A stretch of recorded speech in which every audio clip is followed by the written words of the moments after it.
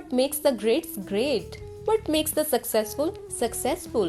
What makes the brilliant brilliant? Our Tuesday meetups with the celebrities of pharma industry and science are your one-stop shop to all these answers and more. Join us for Pies of Life, an initiative of the Biopatrika Industry Mentorship Program, where we bring your dream mentors to you.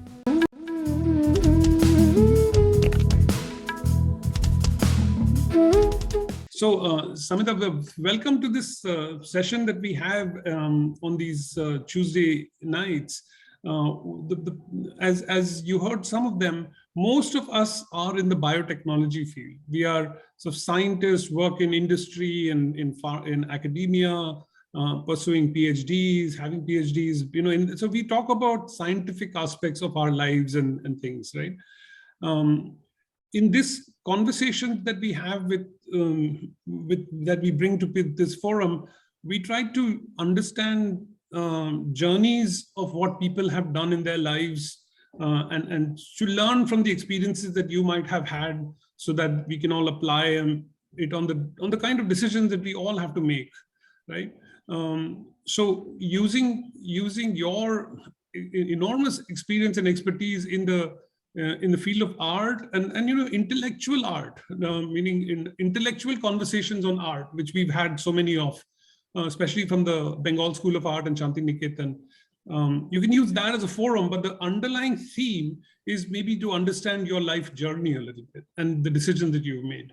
So with that as an introduction, I hand it over to you for maybe a 20-minute session, and then we'll open it up for question and answers. Thank you. Thank you, Dr. Narendra. Thank you. Thank you for inviting me for this lovely evening. And it's interesting. People always, art and science, meeting art and science is always an interesting session, actually, because 2003 or 4, I think, we had a fascinating workshop with the Government of India Science and Technology. That's the year. It was the scientific mapping of Indian geography. So, that workshop, we had a lot of these scientists and science journalists even. So it was very good, actually, how art and science they're trying to put together. Of course, there are many logics, and we also know how Tagore and Einstein, they had an interesting conversation and correspondence. That is also very important. Well, today, maybe I will share some slides, very simple, the way any child starts their life. And when they are child, at least in my childhood days, I born in 1968. That time, in middle class Bengali family in Jamshedpur, there is not much term exist called art, or some professional artist or something like that. So how a child grow, actually, what they think and how they engage with some different form than which not exist in the home. Not usually they see the parents or some relatives, normally the newspaper come or some magazine, that sort of a thing. But how the art world appear into that, that's very strange, actually, because I never thought all these things. I realized maybe after many years. So I will start from that image where I was reacting and my journey was starting. As Dr. Naren has mentioned that, of course, intellectual discussion, that's a different thing. And I don't believe actually intellectualism, it's very tough to say easy thing or a kind of a complicated thing in a very linear way. It's very difficult, actually. It's very difficult. Sometimes we make things complicated that people don't understand. So it is our responsibility, artist's responsibility. Many people say we don't understand contemporary art. We don't understand modern art. We understand handicraft. We understand traditional art. So that is also kind of an important point, made me think why this gap is happening, because it is our responsibility. The famous historian who is no more now, Dr. Shabasachi Bhattacharya, who was a VC of JNU and also in Santiniketan, he told me, Shamit, if you can't convince people what you are doing, what you are writing, then the problem starts with you. Problem lies with you. It is not others' problem. So should we start the slide? And Yes, please go okay, ahead. I'll let you start. okay. So now I born and brought up in Jamshedpur. It's a industrial city, and in my family there is no artist, there is no art exists actually. Everybody is kind of a technical or non-technical person, something like that. So there is no art exist, but somehow I got into the local art classes and I have joined there. So the basic interest started from the geometry and organic. That's the composition I got. The geometry is the township layout, the buildings, flats, and the organic is the nature because Jamshedpur has a beautiful landscape and nature. So that's the reason I'm showing these dry leaves and these flats where the townships are and some trees and all. So that's the whole journey started from this point. I was attracted with the nature at the same time, some of these geometrical elements of the buildings. Probably that is the initial stage to get interest with the architectural motifs, which I'm later on interested. So this is something very strange. Every family, middle class or rich or whoever, they have this kind of god and goddesses. And of course, in Bengali family, they have certain god and goddesses. And the Bengali, they do, I mean, of course, South Indian also do, and many other also do this rangoli on the floor. So this is a kind of a very primary introduction for me to look at art. Of course, there is no art word exist, but this is something different beyond of the human beings which I am seeing in front of me. The god and goddesses, I wonder with the forms, and the rangoli, that's the decorative motifs. So these two elements started kind of a creating kind of a spark within me. And then, of course, I started making some drawings of these god and goddesses. And also, I was interested with this scientific drawing without any understanding, because let's say that time I was studying class 4 or 5. So that was the time I was making some kind of a drawing like James Watt drawing or some other drawing, experimentation, something like that.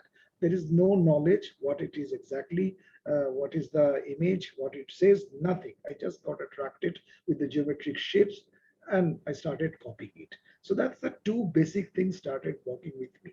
One side, the drawing of the god and goddesses, and the second is the geometric drawing of the machines of these science experiments. And then, of course, when I joined in art college, art classes, local art classes, I started doing this watercolor. That's a typical watercolor whenever you go to the art classes or general art college, they teach something like this. This is a very, very typical British style when British was in India. They taught us this kind of a style. It's a very stipulated technique. Anybody can do it if they learn. And of course, this is the part of the township where always I used to go for sketches and watercolors and all. You can see the rocky surface, this foliage, the trees and everything. So that's how the whole combination started when I joined in the art classes. Again, there's not much knowledge about art. It's just something I'm really enjoying. That's how it started. Hmm. And that was the time even I don't know there is art college exists. One can go to art college, they can have a degree or diploma, they can get a job. Nothing, I don't have any clue. Hmm. The one senior person who was studying in Baroda from Jamshedpur, he came at home and he saw and he said, "Oh, you must go to art college." I said, "What is that?" They said, "They give degree, you can do bachelor and master, whatever, and you can get a job." I said, "Yeah, I can get a job." He said, "Yes, you can get a job." Because my 3 generation, they are all with the Tatas. You know, half of my family, they live in Jamshedpur and half they live in Calcutta. So Tata is a kind of a very, very close engagement with the whole relation. You know, my father's maternal uncle, the cousins, my elder brother, everyone is 3 generation. They're working with Tatas. So there is no place for art in that. Though the Tata at that time, the Rishi Modi was the chairman, managing director of the Tata Steel. He was very much encouraging for the art and many other activities. So one point, even my father told me today there is some famous artist, Mr. Hussain, is coming in Michael John Auditorium. So why don't you go and have a look what he's doing? So that's the first time he told me actually. Before that, there's nobody told me about all these activities. Just art class, going and coming back, doing my studies. That's all. So anyhow, after Jamshedpur episode, after my high school and all intermediate, I joined Calcutta Government Art College. So this is the watercolor I have done in this planet while I was studying in Calcutta Government Art College. Again, you can see the previous style, this watercolor and that watercolor kind of a closed style because it's a very typical British academic style, as I mentioned you. And I did some kind of a architectural abstraction, looking at some broken houses or something like that. So that's probably my early abstraction. It's a very early. Let's say this is something happened during 1988, 89. That was the time. And this is the hostel. This is no more now. This was the art college hostel. It's a very strange O-shaped building. You have only one white cut where you can see the sky. The rest, nowhere you could see the nature or sky. It's a very typical old Calcutta Bada Bazaar style building. So we were staying there. That's the hostel. So this is a kind of engagement, primary engagement of architecture, space, and the motifs, abstraction, all sort of thing. Of course, the word I'm saying today very clearly, but those days it was not clear with me. It is just a big affinity with that. Okay, I like this. Oh, I love this. It's like that. Nothing beyond of it actually. Then some point I didn't like art college education, and I thought, no, this is not a right place for me. Again, I was not sure why I didn't like. Then one of my friends told, why don't you look at Santiniketan? Let's go one day to Santiniketan and maybe you like it and you can join there actually if you get an admission. I said, okay, let's go.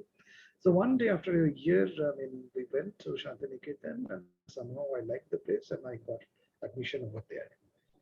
And definitely, I got attracted with the nature first. These erosive land I've never seen before coming to Santiniketan. This is a very, very strange erosive land one can see in the Birbhum district in West Bengal where Santiniketan is. Also, I was very much attracted with this body structure while they are making it or before it gets after the immersion when the straw structure just left outside, but not in between stage when the god appears with a huge grandeur. I don't know, it's very strange. So this is how I met this kind of drawings, pastels. And again, some of these village boy, they made very strange houses and something like that for their play and fun. So that sort of a thing, I started taking photographs and I made a collage. So it's all sort of thing mixed together while I was staying in Santiniketan because I was using the whole time. Because Santiniketan has a very good thing that if you want to use the time, there is a time. Because you don't have to go anywhere. You are just staying in a hostel within a campus. Those days even I never used any leather shoes even. So just sleeper was enough because you don't need that actually. But all these elements started joining with me. But again, I was not very happy. What is the meaning of study? What is the meaning of art? Why I should do it and why I don't do other things? All those issues started appearing. And the questions are throwing to my teachers. Okay, what's wrong with me? Why I don't like my own work even? I like some of these artists' work, let's say Bimal Behari or some other, but I don't like my work. Why? Of course, the teachers have started saying different things, and those are not my right age to understand. And then, of course, the other thing, I was very much fascinated again with this erosive land, which is not much available now. It's all uh, gone with the property development and all. And this is something I was very much interested. This is the Tagore's residence. It's one of his house. And this is the staircase, the detail of the staircases. And one day I was sitting in front of this house under a tree and I was thinking, wow, this looks like this erosive land, the steps, different steps coming out. It has a very interesting resemblance. So I started taking photographs. So the 1990-91 photography has joined with my art practice simultaneously and very seriously. Santiniketan don't teach any photography separately, but I was doing my own way and started taking the photograph of landscape and especially the architecture and detail of the architecture. Again, I don't have any clue why I'm photographing it, but of course it's my love. And later on, when the time came to do a dissertation during my master's, I thought, let me work on these because this is something which I'm always fascinated. After staying in Jamshedpur, not much, I was engaged with Calcutta, but this is something I'm very much engaged. Even if I'm away from Santiniketan, I wanted to come back during the vacation even I was staying in hostel. So I got permission to do a dissertation on architecture of Santiniketan. Of course, 2013, these subjects. That's the primary stage I did with the dissertation paper. Of course, the architecture, this photography, the layerings, the abstraction, collage, everything was involved with it. And as Dr. Naren mentioned about the intellectual area, of course, there is a little interesting point on this architecture. Tagore made this architecture not just a concrete structure. He was kind of a dreaming to incorporate or synchronize this concrete with the nature. So that's very interesting points embedded in my mind. Of course, it is all written in later in his publications and all. So I've studied that and I got it. And then I was curious how to bring back all those into the art practice. Because theory, the research, that's one area. Of course, when artists work with the hand, they don't remember, mostly they don't remember all these things. So this is again glance of Santiniketan, the classes under the tree. Perhaps this is the early concepts of architecture, having class under tree. Because he wants to do something like Tapovan, the ancient study culture, but not like a Tapovan. Of course, I'm not going for the Bengal School movement, the revivalistic area, this and that. No, I'm not going Just for that. one quick comment. Can you just go to the previous slide? I just saw a name. Which one? Oh, Dr. Chandrima Shaha. Oh, Yes. she's the president of Indian National Academy of Sciences, right? Same Yes, person. yes, I know. Okay. Yes. Though her father was the photographer, actually, Shambhu Shaha. Okay. Yeah, so Chandrimati was very kind and allowed me to use photograph, and I was very close to the family. Actually, her mother was very close to me. Her mother was even artist, actually. Yeah, for all of us on the call, she is a very seminal person in the field of biotechnology in India. She's done phenomenal work. Maybe you can look her up. She's also on Wikipedia. Wow. So that's quite fascinating. Yeah, that's Chandrima Shaha.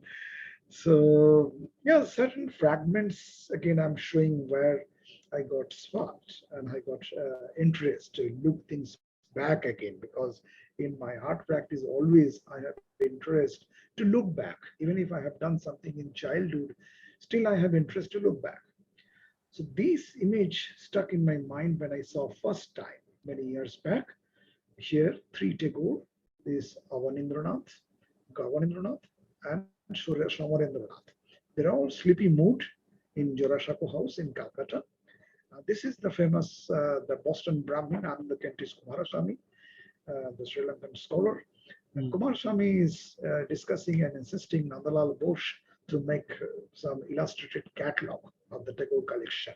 That's the background story of this tribe. So those days there was no digital archive, no hard copy, soft copy concept like that. So it's just a drawing sheet making the layouts of drawing or some small layouts of the picture, then writing the description. That's how the catalog built up actually. You can see one after another, they're building up this catalog, these booklets and all.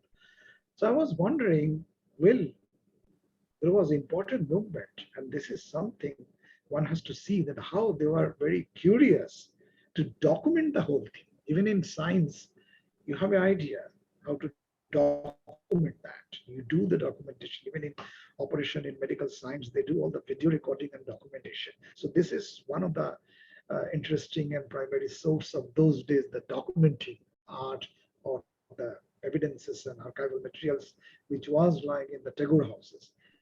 But you see, the owner of this material, they're all in a sleepy mode. Probably that's the bad Bengalis. Anyhow. There's a hookah over there, Mr. Yes, Das. yes. Yes, That's why probably yeah, opium that's or the something. hookah. Yeah, that's the hookah because the governor Narendra was very much interested to smoke hookah. So this is how he's doing. And Narendra was sleepy mood, and Shamal Thakur was always with the book, so he was reading book. So that's how it is. They don't care about this documentation. So anyhow, the last years in Santiniketan, in my art, as I mentioned, there is some abstraction, there is some photography, there is some collage, trying to locate myself where I am. Of course, the strange sequence through the photographic images, because it was a day of a film analog camera. You can't do much with the digital, though there was no digital technology those days. I'm talking about 94, 95, 96, during my end of bachelor's and master's. So all these curiosities are together. I'm carrying all the curiosities during this 94 to 96. All the questions are started kind of evaporating. It was percolating within my mind. Okay, what to look, what not to look, what is coming in my mind. But it was all there. So I'm showing you this fragments thing. Like this is a strange abstraction. I got interested in the spine of a old copy. This is something I got totally confused sitting at my studio. This texture of the carpet is exact the same carpet I had in my studio in Kalabhavan. So you can see the photographic collages and drawings, this and that. It's all surrounded by me. I was totally getting sandwiched out of all those concepts and contents and all. And this is something very strange sequence created by sunlight, and I captured through a camera. So I thought, okay, let me transform these surprise into my collage. How it comes? Well, I was not very happy though. I mean, I did it, but I was not very happy. So this is a kind of a mixed stage. I was leaving Kalawan Santiniketan, and many unanswered questions carried. And as I mentioned that I had got an interest with the architecture and Santiniketan. So this is something I was painting part and details of the architecture in Santiniketan. So this is very primary stage of my interest with architecture and abstraction and all. What the similar architecture and abstraction you may find through my social media pages. And this is also very important image in my artistic journey. This is the member of Tagore family sitting in their veranda. And you can see they're looking at some folk toys actually. So I was questioning myself what they're looking and why they're looking before I come to know the whole idea of Bengal School movement or nationalistic movement. What was the purification process, what they are looking from the tradition, so on. Again, I'm not going for that detail. That's a huge, heavy subject. But this is something I was very curious. Well, these are the artists. They made a fascinating painting and they are looking at the traditional art. As one of you said that I like handicrafts. Well, this is also kind of a handicrafts. This is folk toys from Bengal. They're looking at it. Similar kind of toys, they're looking at it. So this is very, very important evidence to understand the background of any artist, how they look at it, how they do their studies and all. Of course, these days We sit in front of the screen, and those days it was not screen. They just got the physical toys and sitting everybody in the famous southern veranda in Jorashako House in Calcutta, the Tagore's residence. Of course, I did many shows with the works, what I produced with the Tagore's archive and architecture, because my idea always to bring back the research into a practical art practice. As one of you said that I like the urban sketches. Yes, this is also urban sketches. You can see this house. I have photographs. I did research, and of course, I have created a huge, large drawing on a wall. It's something 8 feet by 4 feet height. Is a huge, large drawing. This one, this small photograph, and there's a whole show part of the show. So this was again another show I did in the Kolkata Victoria Memorial. So that's how things started. I mean, execution. One side is my artwork, one side is my research process. So both the way I was trying to explore. And this is the photograph of the Tagore house, what I was mentioning. This is number 6, Jorashako House in Calcutta. And this is number 5, from where the Bengal School movement has started actually. And this house is no more. This doesn't exist anyway. So that's very important photograph. And you can see how these family members like Gaganendranath, they have executed painting through their own houses. If you look at this image, this is from their house in Kolkata, and look at this painting. It has a huge, intense resonance with each other. Because the house, if you move around, if you walk through, you could feel the Gaganendranath's painting. So this is again, I'm interested because how one site, one house is inspiring you. Let's say this during this lockdown, many of us, we started kind of realizing the entire hidden navigation of house, which we never realize actually. So true. So this is a kind of idea, they have done it that long back. There was no lockdown, of course. Of course, they had a self-lockdown, I must say. The Obun and Gogon, this Gaganendranath and Gaganendranath, they never travel much. I mean, maybe some Puri, some Ranchi, some Darjeeling, that's all. They don't want to go anywhere, actually. They all the time sits at the southern veranda only. So that's how they made the fascinating painting. Of course, they have written a very, very important text even. And also here, it's me. Again, how I am looking at this photograph. This is a tree house of Tagore, which is again, don't exist. And I have created my own collage out of that. And this is again kind of a lit house. Either it is a tree house or similar to that, drawing by Tagore. So this is a kind of a important dialogue, how a photograph, archival photograph, is helping me to create a new dialogue through my own artwork, because I haven't seen this house. I haven't met any Tagore. I mean, it's totally different time I'm passing through. But how to carry forward that resource with me? And that's how the history built up actually. And also it goes, the next step. Even like the science, you make the bibliography. You have endnotes, footnotes, every research paper, one has to have all these steps. So this is where kind of a visual steps, let's say. Generally, I call my work, that's the reason, bibliography in progress, because it's not ended, it's just in progress. True. So, Samit bhai, is there a good moment to stop and maybe ask questions, and then we can come back to the rest of the presentation? I'll let you. Yeah, maybe another 2, 3, then we can. And then we can. Okay, good. Okay. So that's a institutional building, which again was fascinated. The skylight and the air ventilation system. This is the air ventilation system. This was a kind of exhibition hall, seminar hall, and classroom all together. So one has to see how architecture they have developed there. Anyhow, those are all, yeah, you can see there. The class is happening at the same time, the exhibition is also happening. And this is a master's degree hostel. Allowable students, the final students, they live here for 1 year or 2 years. This is also very fascinating house. It's all very interesting experiments they have done from their tradition and the whole Indian roots. This is the inside of the hostel. Yes, still, I mean, I had the similar kind of a hostel room like this. We had this similar chair, table, and all. Yeah, it's a very simple but very, very elegant and very useful.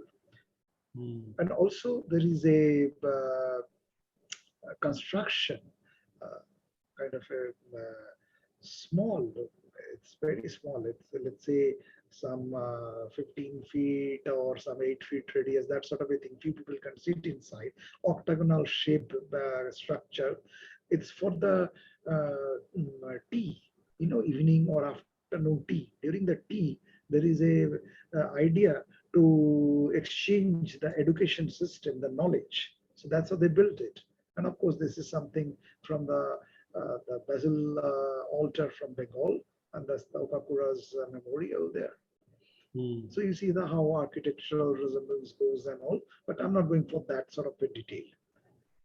And also this is a very interesting rangoli, the floor decoration they do with the food grains and all.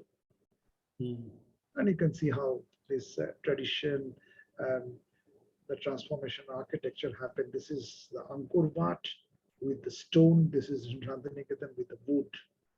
This is my work. How I have inspired from that image, and I made my watercolor. And you can see here, there is no logic for any watercolor. I mean, the British schooling that is there, but one may not follow that. And again, this image kind of struck me somewhere. Tagore was a true architect, because you see, this is very rare appearance. The Tagore is in a very unusual gesture. And you see the way he kept all the suitcases and tables and all. So these are certain images from archives, which is kind of a very, very inspiring for me. And that sparks my whole journey. Well, Dr. Narendra, we can have a discussion, as you said. Yeah, and we can come back to both slides if there are any specific. Yes. Maybe you can unshare and let's go ahead and see if there are any questions that people have. Please go ahead. I really liked the way you've taken the wooden structure and made the collage of it into one of the later ones. But the original one, I got a very little glimpse of it, Angkor Wat on one side and the wooden, I could sort of relate to quite well, the collage that you have made. That is done in watercolor? Yeah. Okay. And later on, if you can show those two again together, it'll be nice. Later on. Yeah. So this is not necessarily related to the art that you've presented, which is beautiful, but it's something that we talk about often in these mentorship sessions, where we try to identify what are some inflection points, what are major or maybe seemingly minor um, events or realizations in your career, in the work that you have done. Can you tell us maybe 2 or 3 of such moments in your career that either helped you change direction in the way you were thinking, in the way you approached your art, or perhaps in your own words, if there was improvement, if there was something that how would you describe that? So really to understand your experience as an artist and how that journey has been. Well, I mean, I have already shared certain photographs and images, archival images, which is a kind of a very, very important for my journey. I mean, that struck me, and of course, that inspired me. I mean, still that inspired actually. Like the Swami was instructing Nandalal, they are doing that illustrated catalog, of course, and of course, the split level in the nature, the erosive land. The Tagore sitting on that bench, wooden bench, is a very unusual gesture. I mean, I have seen something more than 300 Tagore's portrait all the time. He was official. This is something very unofficial, you know. So there are many actually. In a childhood, you don't remember why it is, but you remember what you have seen, how you were growing, like the dry leaves, that building, the box building. Because in Jamshedpur, I have seen the very, very high-tech modern township. Maybe rest of the India, they never seen that, how the Tata, they made that beautiful township. So that's a kind of interesting geometry which is embedded in my mind. And if you go to my Facebook page again, you will see the geometry in my painting, that is all there. So that's journey goes back. See, these kind of articulation you can't do when you are a student, perhaps, because it's difficult to understand what exactly happening. As I said, okay, these are 4 images, answered and unanswered. It's remained within my mind while I was leaving Santiniketan. But those images are in my mind. So those things, again, if you put back into the jigsaw puzzle and you try to create the whole structure. So that's, again, my interest with the archaeology. When archaeologists, they do the research, they dig up, they don't get the whole structure most of the time. It's all broken in pieces and bits. But it is their work, along with the historian, to put them together and construct the whole shape. So that's also my idea to work on. That's how I always bring back all those bits and pieces and bits and find out, okay, how to locate them, how to relate with my art practice, how to bring back it. Yeah, Wonderful. that's Thank you for that. And if I may just ask a follow-up in the same vein, if you were to step back from all of the artistic influences that you've had, that you just articulated for us, can you tell us about, maybe situations, maybe the environment that you were in, or the cities? I mean, you mentioned Jamshedpur as a strong influence, but are there other things in that have happened in your life that also led to these artistic influences? yeah, that we will start now. I mean, I have done the Jamshedpur and Santiniketan, and we'll enter into the third phase in Delhi. So should we go for, or if you have any other question? Yeah, just Any, 1 minute. Let's give an opportunity for others to ask any questions. Please yes, yes. unmute yourself and ask. In Zoom, you don't know whether people are not able to ask questions or they are not asking questions. Technical or don't have questions. If you don't have a question, please, maybe you can say, I don't have a question, so that we know that you're listening or you're aware. They can ask anything actually.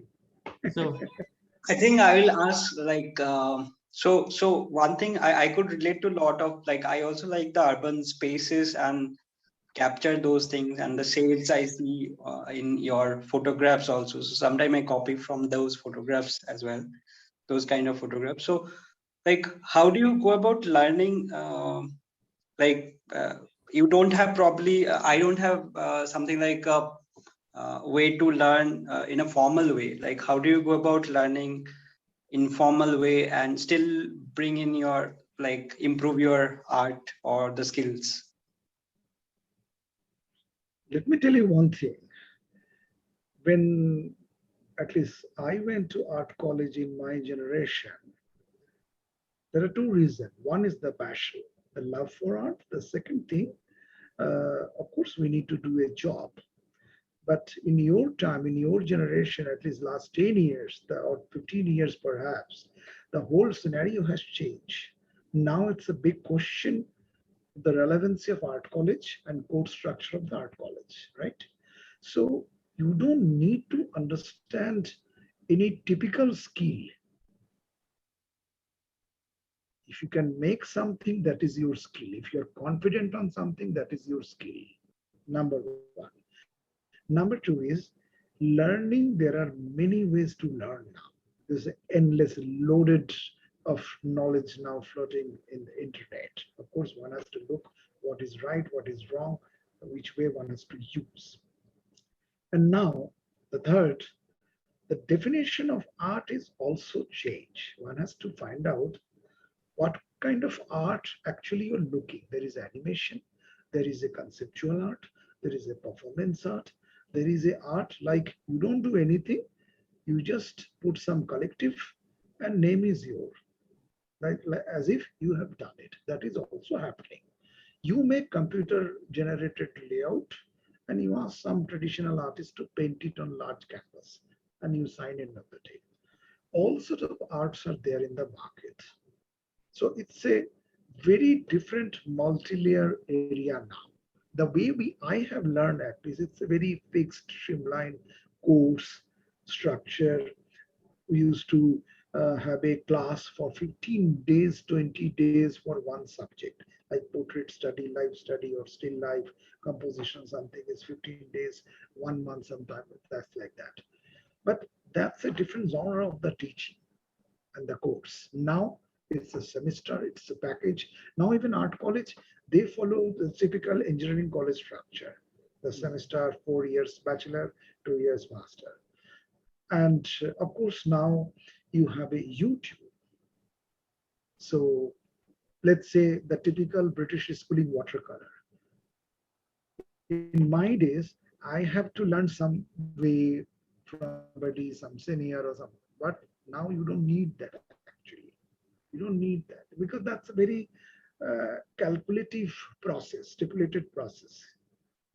So the definition of skill now totally transformed in a different way. Skill means which you are confident. That's what I believe. It's very personal choice. Yeah. Like, Raji has a question. Raji. Yeah. Yes. Hello, sir. I have actually 3 interlinked questions for you. So my first question is in your case, was this art was hereditary? Second question is, so do you think, like, is there any age factor to understand the art? Because perception of looking at the art or to understand it will be different at different ages. And the third question is, as an artist, do you see evolution in yourself, like from the time when you actually started understanding that art and till present, I mean to present. So do you see evolution in yourself or in your perception when you look at art?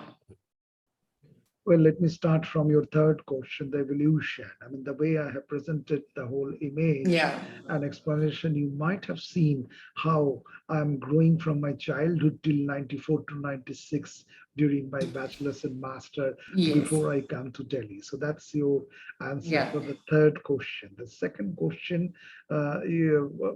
just remind me again. The second about age factor. I mean, is there any age? No, not at all. Not at all. There is no age. No, nothing. Only age, you might need to get admission in art college, and after that, if you want to apply for some scholarship, something other, then maybe your age factor. Otherwise, there is no age factor. Nothing. One can do any time. The first question was some heredity or heredity? Yeah. No, nothing. It's not that actually. In my family, nobody was artist. Even when I quit my job, the government job, almost, after 1.5 years, I told my family that I left my job. And they asked, so how you are living in Delhi? I said, it's a freelance. And in my family, I'm talking about 2003-4, there is no word exists like a freelance. Yeah. So Samit, let me ask you one question, which you can transition to Delhi, because I really want to hear about your Delhi story. So one of the stories that you had told me, was it a professorship at Jadavpur University or some very famous university that you had got admission? You had got. No. I was teaching in Air Force Biopatrika school in Delhi. That was my first job. Yeah. And then I got into this DU Kalindi College. Yeah. And that's for 2 years I did. Then I left everything. Yeah. And so that my question was, you left a like 9-to-5 paid job and, sort of secure financial life and all, but then you left that and went into sort of what we would call entrepreneurship of artistry, right? And then you went to Delhi. So maybe you can answer what was that enabled you to take such a decision, and then maybe you can start telling us your Delhi story. No, nothing. See, when I was leaving Santiniketan, I had a fixed plan to come in Delhi and I will take a school job. That was a complete fixed plan for me because I was not interested for any other job. A school job, I was interested, of course, not even in the residential school. It's in the city school, 8 to 2 job that I was very keen for because that will pay my bills in the city, in Delhi, city like Delhi. And if I go to residential school and if I go to some other job, my mind will be totally occupied. I cannot think of my art. My first priority was to making my art. So I was very clear in that sense. And of course, I was very clear that before I cross 35, I should quit the job. It is a bad calculation, but yeah, I did it. I mean, my 34 or 35th birthday, I put my resignation letter. And then somebody said, okay, there is a job in the college at DU, is a photography department you have to set up. So would you be interested? I said, oh, photography, teaching photography is very fascinating. Okay, let's do it. So again, I started, then I thought, no, I can't. Then, of course, in 2005-6, one of my friends asked me to come to Santiniketan as a curator of Ravindra Bhavan. But again, I said, no, I left everything. I am not interested. And yesterday, the person was very close to me. He expired, Mr. Shakti Sinha. He was the personal secretary of Atal Bihari Vajpayee and also the ex-director of Nehru Memorial. So Shakti Babu was kind of very keen to have me for President House curator. But again, I said, no, no, I'm not interested for any job anyway. I'm fine with my work. So yeah, it's just me. I wanted to live my life. That's it. I mean, morning when I woke up, I want to think about art. I want to do my own studies, whatever I want. Yeah. Yeah. Raji, do you have any other comment? Do you have your hand up, or is it just from previous time? It was from the previous one. I'll just lower hand. And so, yeah, I know, Suprama, you had, I don't know whether you had a question, but maybe you can ask it after the Delhi story. So, somebody can go back to the Delhi story first. I think she has done. Yeah, she'll ask later. She said she's All in right. Boston. She's in Boston. She's working in the lab. Okay. Okay. So I'm sharing again my screen, right? Yeah. I'm sharing my screen again. Yeah. Yeah.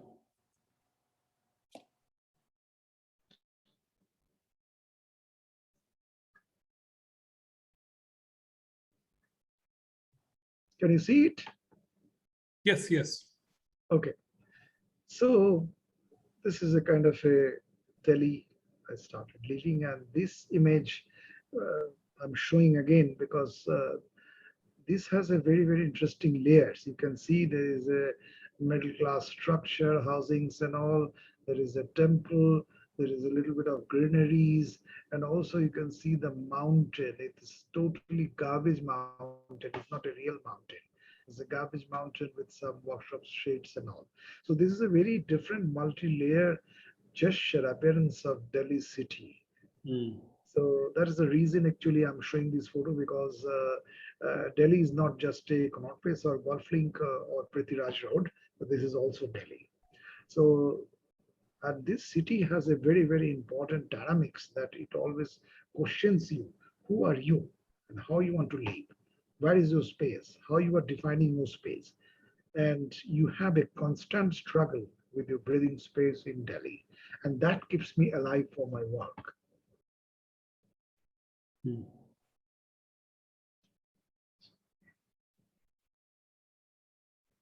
Sorry, why it is not moving? You'll have to. So when I came to Delhi, of course, the Tagore and this and that of Santiniketan resonance is all kind of in under shade or somewhere hiding. Of course, it was a new journey, and I was totally confused what to do because keeping chronology in visual language or developing visual language is not a very easy thing. So this is something I was practicing while I was in Delhi there, the beginning, the early days, like 96, 97, 98, the small objects which I am surrounded. in my little Barsati or whatever. I can see the matchboxes, the lampshades, so on. So that was the kind of thing I was working on. And of course, I was looking at this site even in Delhi. You can see the whole structure. There's the two photographs where the bamboo structures are standing, and of course, the makeshift houses is the illegal occupied or something Jogis clusters. So this is also Delhi. And of course, it's not an exotic Delhi, it's a very practical Delhi. They are serving the city actually. The people lives here, they are the one who's serving the city, the middle class, or lower middle class. It's not the rich who are serving the city. If these category people, they stop serving city, then city will be collapsed one day maybe. And also, I'm very much interested about one artist worked on city in Detroit. That's Gordon Matta Clark. And of course, he died very early. He was working with this abandoned building, new building, the empty building, half constructed building, and he was cutting and making different shapes and all. And he was taking photograph, arranging performances, this and that. So that's the one artist, Gordon Matta Clark, again, very much inspiring for me. And looking at, I mean, he was a kind of a visionary to re-looking the urban scape. So that inspired me again to re-look urban scape and architecture. And of course, this is the photograph one can make out. It's a shadow from the middle class houses. And this is something from my own Barsati where I was living in Delhi. And I find this is very weird and strange and fascinating shadows, which is kind of holding the city actually. These jigsaw puzzles of this black and white, creating the whole geometry of city. And that brought me to bring out these multi-layer collages. You can see the noise, you can see the multi-layer, the abstraction, the impression of broken lock.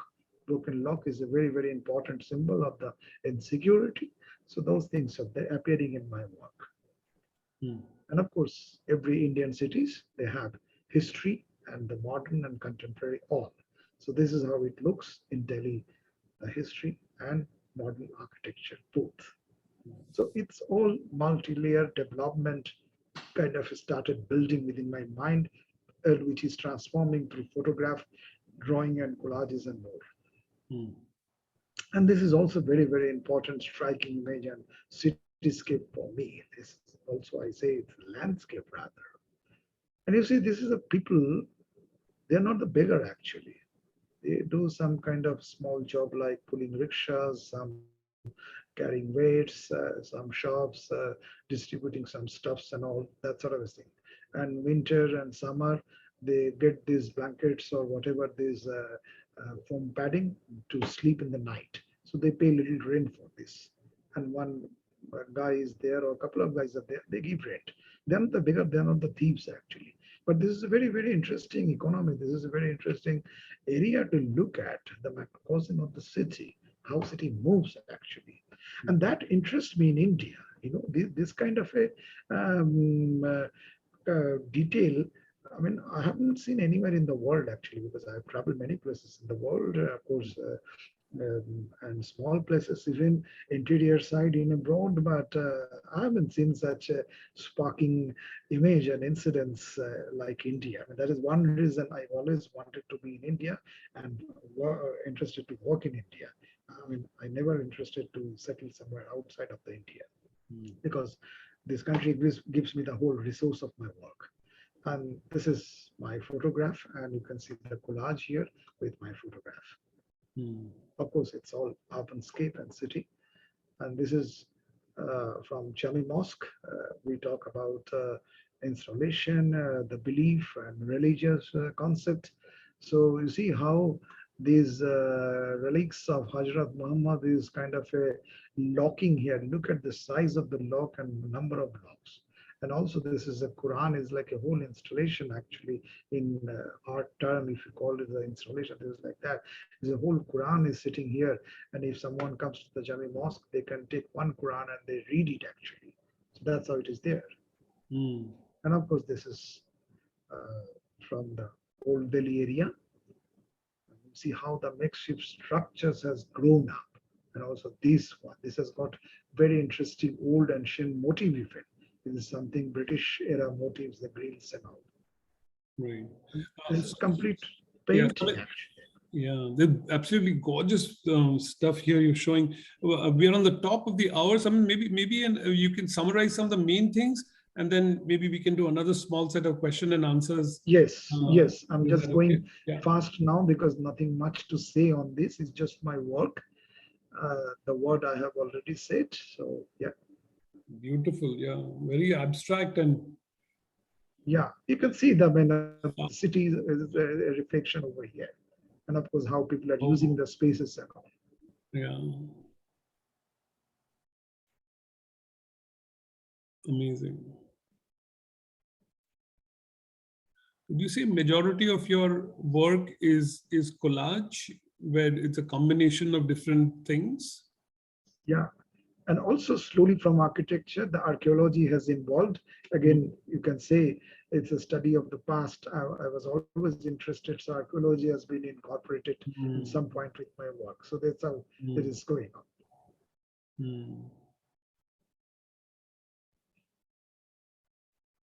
Very nice. Very abstract though. for Yep, people who are that's it. uninitiated in, yeah, thank you.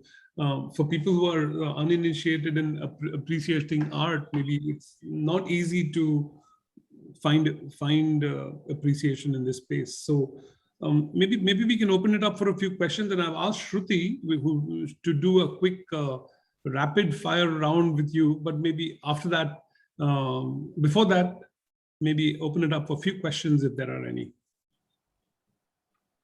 Please. So Pramod, do you have anything, or was it just saying hi? Yeah, I just meant to say hi and thank you for broadening our perspective, actually, because I get inspired by art, and for me it's I'm like a below amateur, so this all things inspire me, and how to look at life and an artist's perspective. Well, yeah, it's very insightful. So thank you. Thank you. Yeah. So Prama also makes some really nice art ourselves. I dabble with things. No, no. Yeah. So so if there are no questions, one of the questions I had, Samit, for you, just to reflect on this, maybe we can have deeper conversations later, is this whole history of Bengal School of Art, which is where I started getting connected with you through Debashish Da from Los Angeles, right? And how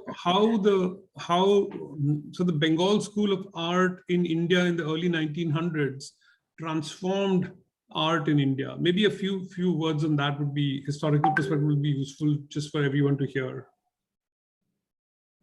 Well, that's kind of a term, we use it as a working term, the Bengali School of Art, but that's a whole nationalistic movement. It was not just a Bengali, but the entire India was involved with it. Of course, Abanindranath was a kind of a leading person in that sense. And I think they are the one who started looking at the tradition in a new way and reinterpreting the tradition. That's very important because the British, they never tried to look at the tradition of India those days, except few people like Percy Brown or E.B. Habel. I mean, that sort of a people, it's not everyone who tried. So E.B. Habel was one of the key person who indulged Indian people. Okay, you have something more. So why you are interested for the British art or something else? You have something to look back. So why don't you look at? So that's how it happened. So in that way, that was the major and the only one single largest art movement in India, and which kind of tried to re-look for the whole idea of modernist approach in Indian art. Yeah. That's excellent. Yeah, so that puts a perspective of how to look at that art in a different way, and how modern art came to be in India. Yeah. So does anyone have any final questions? And otherwise, I'll ask Shruti to do the honors of Just one question, Samita. they say that education spoils a child. Like creativity is suppressed and you become conformist. If you go to a particular school of art and you understand other artists' work and you sort of produce their work, that sort of thing, I feel perhaps only learning the technique is enough and then doing your own art. If we get schooled in the art of others, then is it easy to find your own voice or find your own art in that? Some people say Amrita Shergill's that French influence is very strong. So it was, it is leaning towards that. Well, I'm trying to looking at your questions. I think, you see, the word you have used, the style or voice, that one has to create himself or herself. Art school or art college cannot do that. Maybe they can give some keyword or some points or some clue, but it's a constant struggle. As I mentioned, in Delhi, the city, it always questions you, who are you, what you are doing, what is your space, how you are having dialogue with your own space. So that's a very, very deep artistic thought. So that perhaps any art school cannot teach, they cannot indulge such thing. No. I mean, at least not the semester system cannot do that. That's what my belief. I think it is something very own meditation. They have to locate it actually where they place. So, Thank you very much.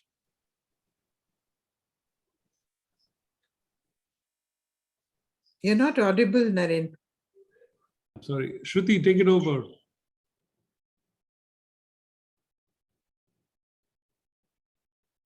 I think she might have left. No, sir. Hello. Oh, yeah. No, sir. Hi, sir. We'll start with the rapid fire round. So, would like to ask some quick questions. Okay, let's begin. Traditional art or modern art? What do you like the most? see, the tradition and modernism or modern art, it always goes together. Without tradition, modern cannot stand.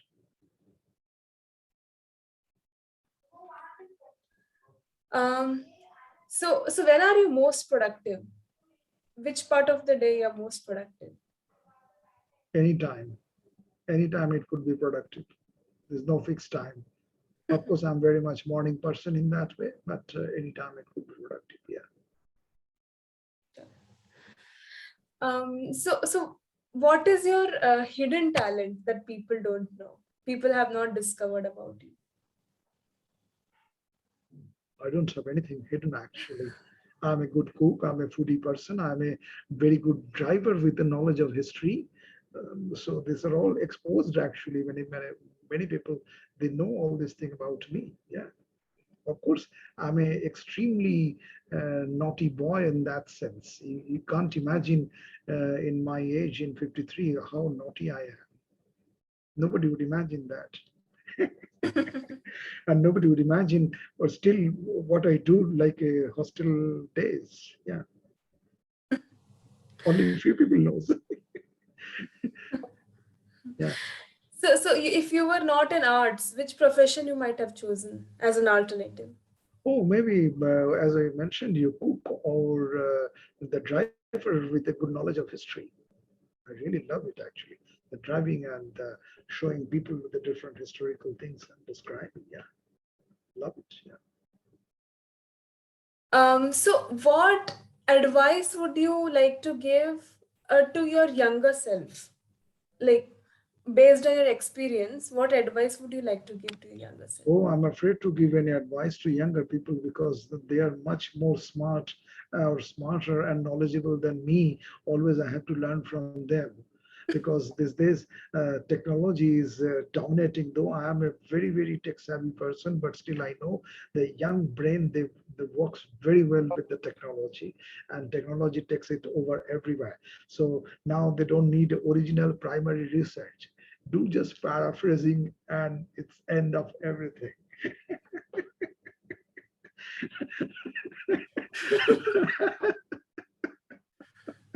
Just paraphrasing and get a PhD.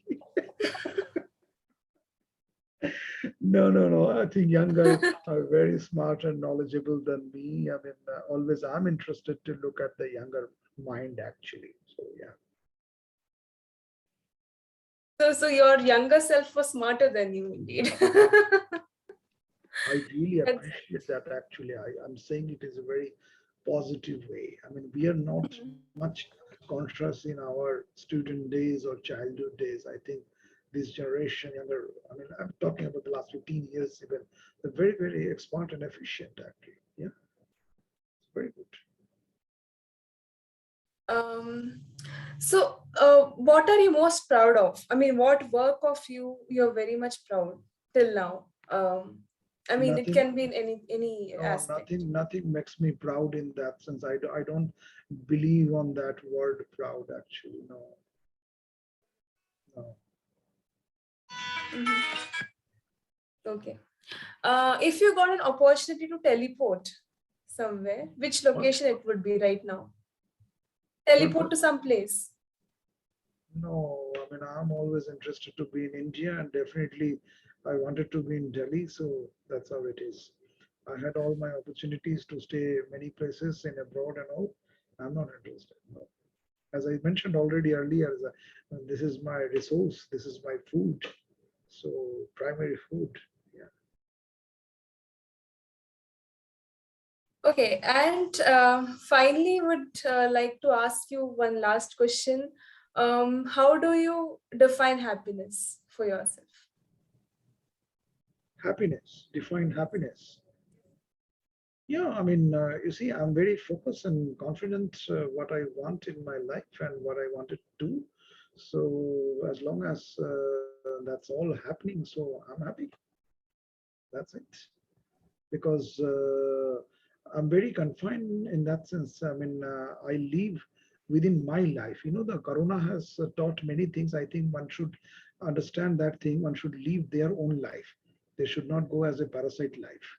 I think most of us, most of the people, they started living others' life. That's why the whole frustration, the disbalance in the psyche problem, and all sort of things started actually. Even in our art group and artist friends and all, they all, many of them, the problem is there because they are not living their life. They are living with some other's life actually. So I don't do that. I'm very, very content and just focus. Okay, this is what I need to do. This is where it is. Yeah. Yeah. Thank you, Shruti. And since that was the last question, I want to ask one question to Samita. Do you like to read? Do you like to read? Because I just want to show you one book. It was written by an architect. Okay. It's written by an architect. It's about Kolkata. And from the artistic perspective. So it's something you might enjoy reading. See, this J. Malik Road, this is full form is Jadulal Malik Road, where I lived 1 year. The hostel photograph I have shown you. So that was the place where my hostel was there, Government Art College hostel. So Jadulal Malik Road is very familiar to me. I know that place. Next to our hostel building, the Jadulal Malik's house was there. The house is still there actually. Yeah. In fact, it's written by an architect who compares, like how you are saying, you know, in photographs, you make collage with the old and the new. So she also does that with the old traditional architecture and the modern requirements of construction, and also the juggis, like you say, that kind of thing. I don't know what is the term in Kolkata, but it's worth looking at. You might like it. It's sure, I will check it. Thank you so much for showing it, because the Jadulal Malik Road is always in my mind, because that's my first hostel in Jadulal Malik Road. And that's very, very interesting area. I mean, if you are in Kolkata, you must visit that area, because I lived there 1 year and I visited almost every month Kolkata, and I used to go there actually to photograph. That's the heart of the Kolkata, actually. If you want to really enjoy Kolkata, that's the Kolkata. Yeah. All right. I think time to thank you so much, Samit, for coming and enlightening us about so much aspects of art and showing some of the art. I'm sure some of us, me for sure, are going to dive a little bit deeper into the art that you are doing and the things that you've exposed us to. Thank you so much. And I'm going to let you go, and I'm going to ask everybody else to wait for a minute because I just want to get feedback, immediate feedback on the discussion.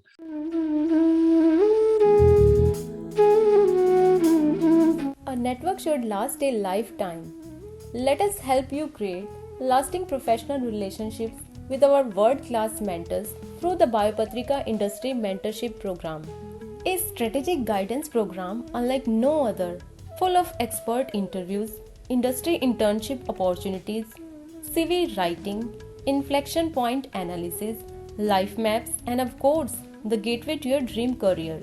For a limited time only, all our services are freely available for you as we truly want you to succeed.